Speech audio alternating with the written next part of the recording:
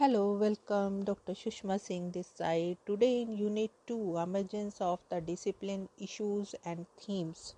Let us start our lecture with topic Some Major Research Trends During the 70s. The 70s saw further continuation and diversification of interest and specialization in substantive area of research and teaching as compared to the 1960s. MSO-004 says that while village community studies dominated research's earlier interest in the such problem as agrarian relations and land reforms, peasants, agricultural laborers, scheduled castes and tribes began to attract increasing attention of sociologists and social anthropologists. The work done in the 70s could be reviewed under three heads. First, the area of interest and specialization which get crystallized. Second, areas of interest which have developed but have not yet got crystallized. And the third is emergence of new approaches in the established area.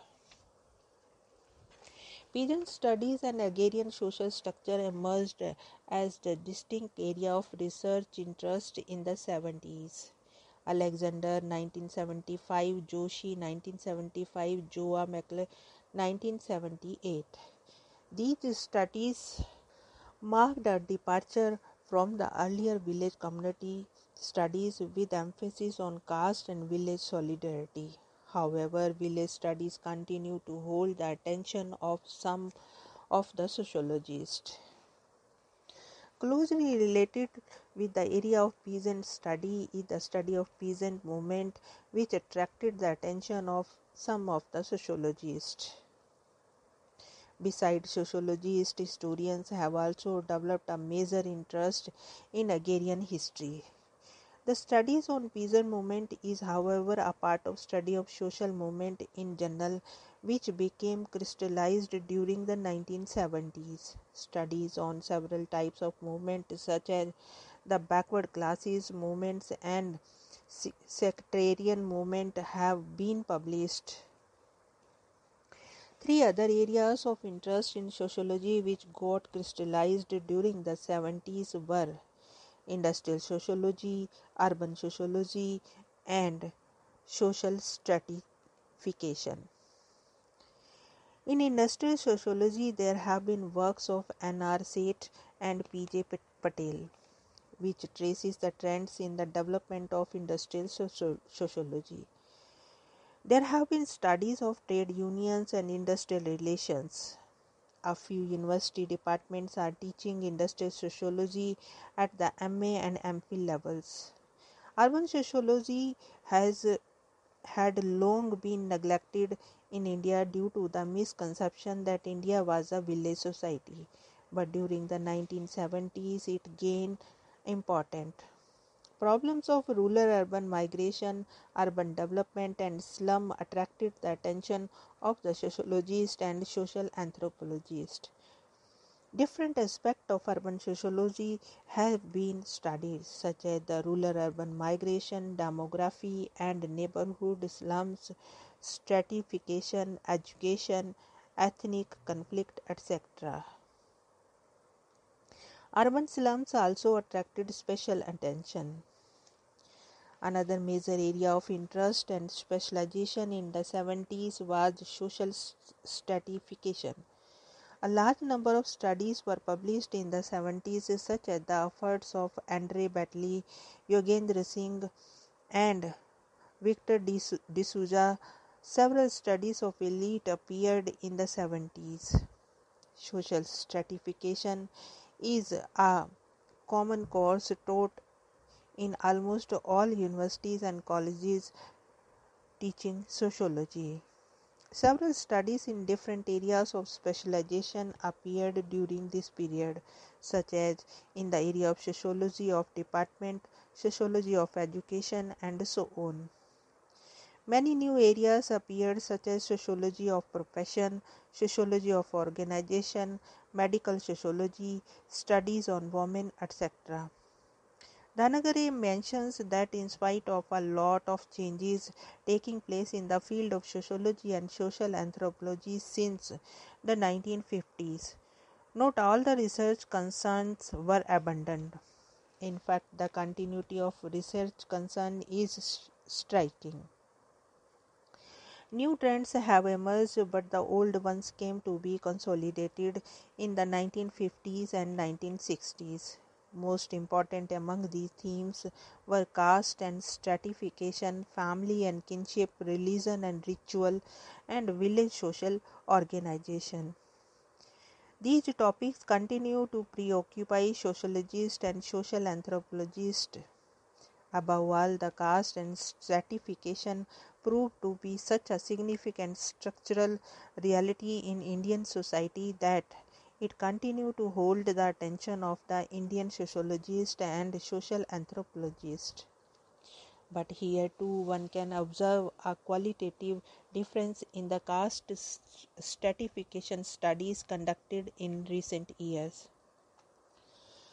Srinivas's studies of caste and religion employed not only the structural functional nature of caste and religion but also the dynamics of caste system in Indian villages.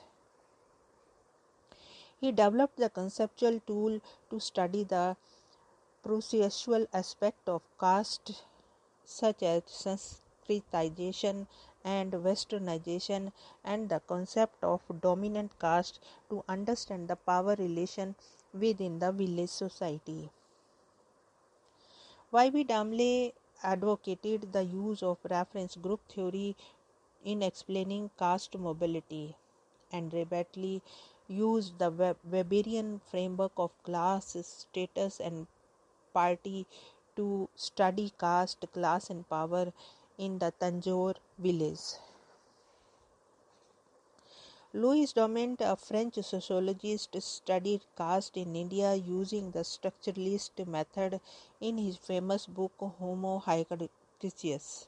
He revived the interest in caste studies in 1970s. He focused on the need to understand the ideology of caste as given in the Hindu sculptures and classical texts. He advocated the use of an ideological and structuralist approach to the study of caste system and village social structure in India. Different aspects of the caste and stratification system attracted the attention of sociologists and social anthropologists. Political developments in India, impact of community development program, Panchayati Raj, democratic decentralization and several other developments during the 1950s had far-reaching consequences. Indian sociologists and social anthropologists were concerned about studying the impact of these changes in the Indian social and rural social structures. Studies on the caste and power structure in rural society came to occupy a predominant position. A new trend in social research developed in 1960s and 1970s in the area of rural sociology. The new interest focused on the basic changes in the rural social structure initiated through the land reforms measures since the independence. The new trends gave more attention to class formation among the peasantry, social mobility among different rural strata, and the newly emerging contradictions in the rural areas. In these new trends turned into micro-level inquiries to macro-level analytical exercises. Closely affiliated to the new trend in agrarian studies in sociology has been the trend of studying social movements, particularly among the peasantry. A.R. Desai studies of the Indian national movement and its social background, describing its class character and its inherent contradictions, was a very significant pioneering contribution from the pre-1950 era. During the 1980s, several of the areas of interest that had developed during the 1950s, 60s, and 70s onward continued to gain such strength.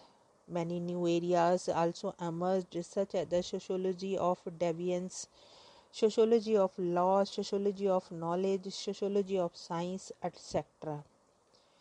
These and several other areas have been increasingly been the focus of study of sociologists and social anthropologists in India. Just as new areas of interest have developed over the years, the approaches to these areas have also been changing.